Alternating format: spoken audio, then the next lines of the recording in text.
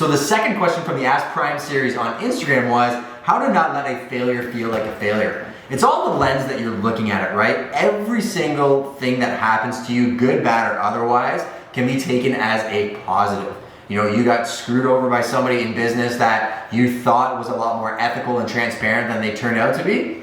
Good. Maybe you're more well prepared for the next relationship that you get into of putting more things up front and setting expectations so you don't get burned on a larger transaction.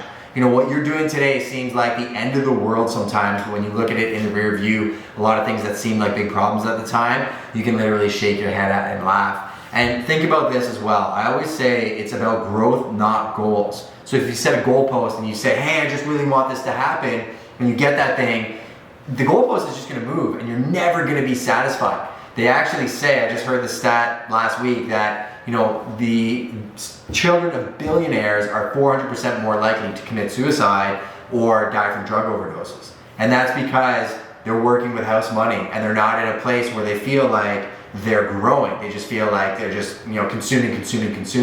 So the way that I would look at whatever you're dealing with in your business or whatever challenges you have is it was a blessing.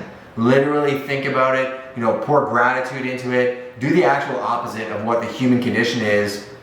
Be thankful that it happened to you because it's going to prepare you for bigger things in your life. I absolutely promise you. And if you look at it with that lens, you're actually going to be in a much more positive mindset and you're going to look at the next opportunities in front of you.